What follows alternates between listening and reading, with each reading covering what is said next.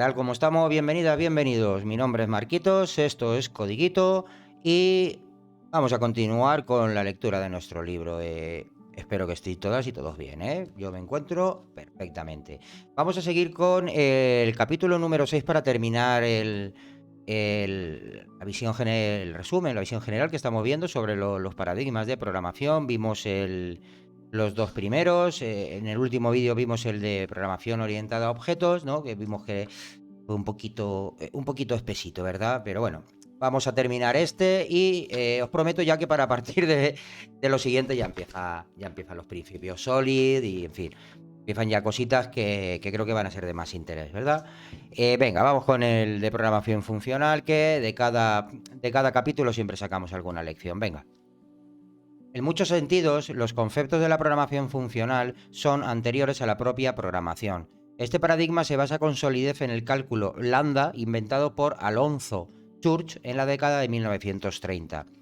Cuadrados de enteros. Mira, los voy a ir poniendo código.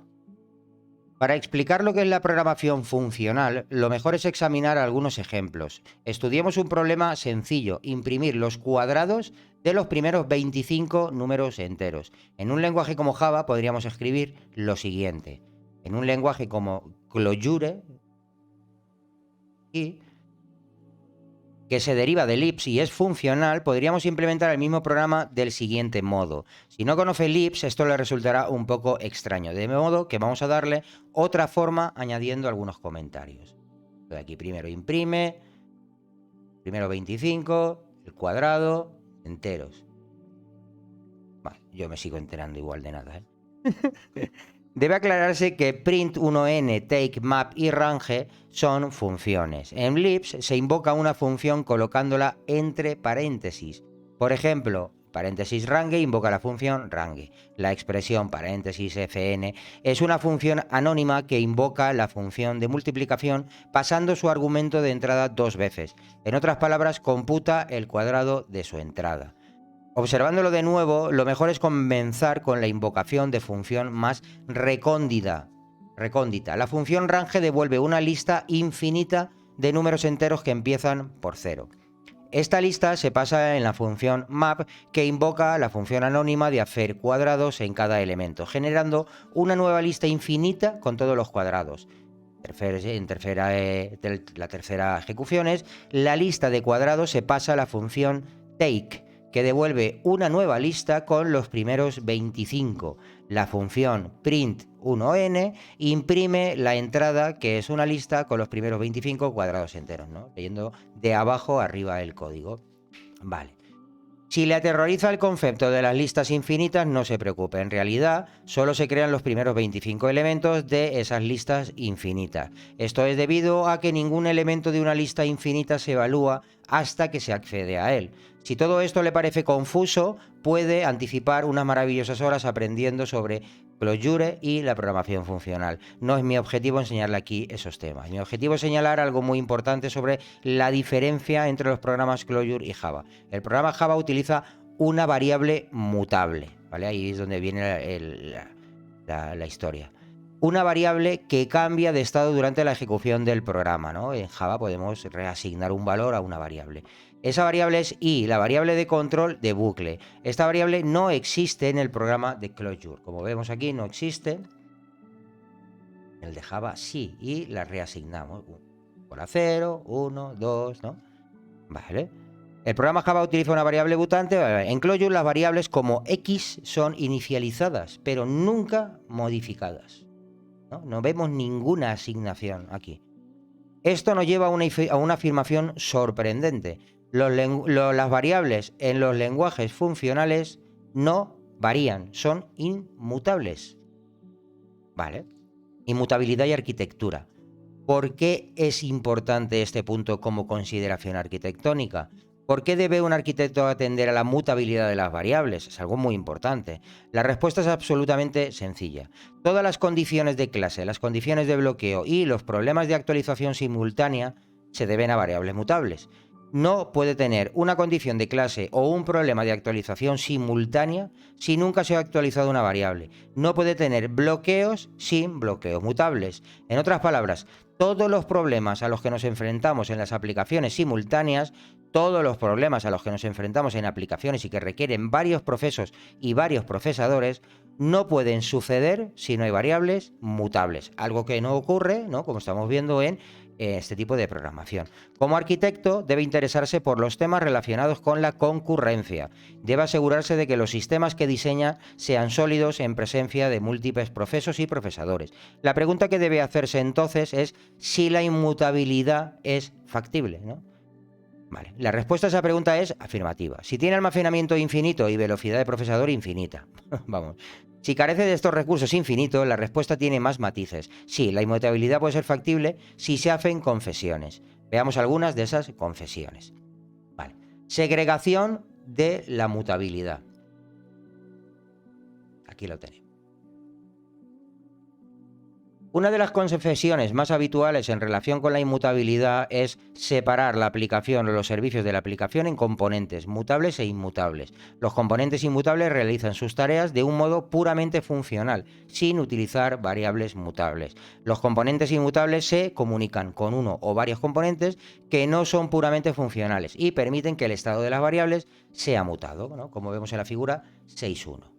Debido a que los estados de mutación exponen a esos componentes a todos los problemas de la concurrencia, es práctica habitual utilizar algún tipo de memoria transaccional para proteger las variables mutables de actualizaciones simultáneas y condiciones de clase. La memoria transaccional simplemente trata las variables en la memoria del mismo modo que una base de datos trata los registros de un disco. Protege esas variables con un programa basado en la transacción o el reintento. Un ejemplo sencillo de este método es la instancia Atom de Clojure. En ese código la variable counter se define como una Atom. En Clojure, es que se escribe Clojure, mirad, ahí está, Clojure, te lo juro. Una Atom es un tipo especial de variable cuyo valor se permite variar bajo condiciones muy disciplinadas, ejecutadas por la función swap. La función swap, exclamación, mostrada en el código anterior toma dos argumentos, la atom, a mutar, y una función que computa el nuevo valor para almacenar en atom. En nuestro ejemplo, counter atom se cambiará al valor computado por la función inc, que simplemente aumenta su argumento. Vale. La estrategia empleada por swap es un algoritmo tradicional de comparación e intercambio. El valor de counter se lee y se pasa a INC. Cuando INC vuelve, el valor de counter es bloqueado y comparado con el valor que se pasó a INC. Si el valor es el mismo, entonces se devuelve por INC, se almacena en counter y se deshace el bloqueo. De lo contrario, se deshace el bloqueo y la estrategia se reintenta desde el principio. La instancia Atom es adecuada para aplicaciones sencillas. Lamentablemente, no se puede salvaguardar por completo frente a actualizaciones simultáneas y bloqueos, cuando entran en juego múltiples variables dependientes. En estos casos puede utilizar instancias más elaboradas. La idea es que las aplicaciones bien estructuradas se dividirán entre aquellos comportamientos que no mutan variables y los que sí lo hacen. Este tipo de segregación es soportada por el uso de disciplinas adecuadas para proteger estas variables mutadas. Es buena idea que los arquitectos incluyan tanto procesamiento como sea posible en los componentes inmutables y que extraigan tanto código como sea posible de los que deben permitir la mutación. Como os decía, este capítulo seguramente digas, ostras, esto no me sirve para nada, pero hay conceptos muy interesantes, ¿no? Como la segregación que estamos viendo, ¿no?, de los componentes según su capacidad de mutar o no. Está chulo, ¿no? No sé. Abastecimiento de evento, ya vamos terminando, ¿eh? Los límites del almacenamiento y el poder de procesamiento han disminuido de forma rápida. Hoy en día es habitual que los procesadores ejecuten miles de millones de instrucciones por segundo y que tengan miles de millones de bytes de RAM. Cuanta más memoria tenemos y más rápidas son nuestras máquinas, menor es la necesidad del estado mutable, ¿no? Tenemos más poder de cálculo. Como ejemplo, imagina una aplicación bancaria que mantiene los balances de sus clientes. Muta esos balances cuando se ejecutan transacciones de depósito o retirada. Ahora imagine que, en lugar de almacenar cuentas de balances, almacenamos solo las transacciones. Cuando alguien quisiera conocer el balance de una cuenta, simplemente sumaríamos todas las transacciones de esa cuenta desde el principio. Este sistema no requiere variables mutables, ¿veis?, pero necesita más proceso. Obviamente este método parece absurdo. Con el tiempo la cantidad de transacciones crecería sin medida y la potencia del procesamiento necesaria para computar los totales se volvería intolerable. Para que ese sistema funcionase para siempre, necesitaríamos almacenar infinito y potencia de procesamiento infinita. Obvio. Vale. Esta es la idea que se esconde detrás del abastecimiento de evento. Gracias a Greg Young por enseñarme este concepto, pone una nota al pie de página. El abastecimiento de evento es una estrategia con la que almacenamos las transacciones, pero no el estado. Cuando se requiere un estado, simplemente aplicamos todas las transacciones desde el principio, ¿no? ¿Esto a qué nos suena de? Por supuesto, podemos tomar atajos. Por ejemplo, podemos computar y guardar el estado cada medianoche. Después, cuando se requiere la información del estado, solo tendremos que computar las transacciones desde medianoche. Ahora piense en el almacenamiento de datos necesarios para este sistema. Necesitaríamos mucho. Siendo realistas, el almacenamiento offline de datos ha crecido tan rápido que ahora consideramos que trillones de bytes es poco. Así que tenemos mucho. Lo que es aún más importante, nada se borra o se actualiza de dicho almacén de datos. En consecuencia, nuestras aplicaciones no son CRUD, son solo CR. No pone que es CR. Además, ya que no ocurren actualizaciones ni eliminaciones en el almacén de datos, porque no hay cambio de estado, no puede haber problemas de actualizaciones simultáneas. Si tenemos el almacenamiento y la potencia de procesamiento suficientes, podemos hacer que las aplicaciones sean completamente inmutables y por lo tanto completamente funcionales. Si te sigue sonando absurdo, puede ayudarle a recordar que esa es precisamente la forma en la que funciona su sistema de control de código fuente. Vale. Cuando decía que me recordaba ¿no? Con el tema del abastecimiento de eventos, si os fijáis aquí habla de ir reconstruyendo, ¿no? Event storming, ¿no? ¿No suena eso? Al event storming, ¿no? El estado de tu sistema es la ejecución continua, ¿no? y ordenada de todos los eventos que han ocurrido en el sistema, ¿no? Tu estado actual es la suma de todos los eventos anteriores. Vale, conclusión, para resumir, la programación estructurada es disciplina impuesta a la transferencia directa de control, la primera que vimos. La programación orientada a objetos es disciplina impuesta a la transferencia indirecta del control, DOOP. Y la programación funcional es disciplina impuesta en la asignación de variables, porque vemos que no hay mutabilidad.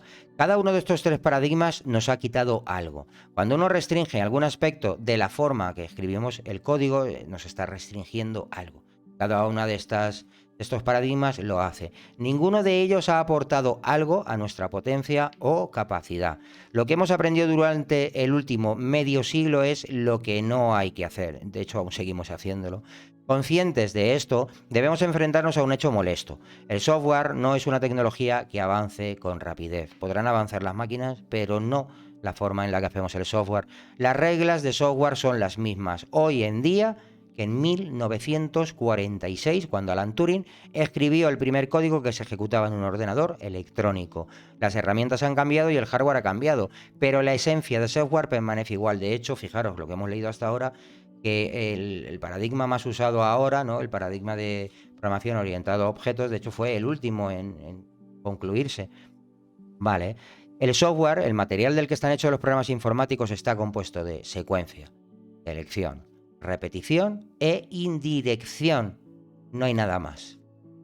Vale, ya para la siguiente empezamos con la chicha, que yo creo que nos va a interesar más. Pero fijaros que se sacan muy buenas lecciones de aquí y aunque no nos hayamos enterado de muchas partes, de muchas páginas que haya leído, o por lo menos a mí me pasa, se queda aquí y luego el conocimiento en reposo empieza ahí a burbujear y empieza a hacer de la suya. Encantado, un saludote. Chao, chao.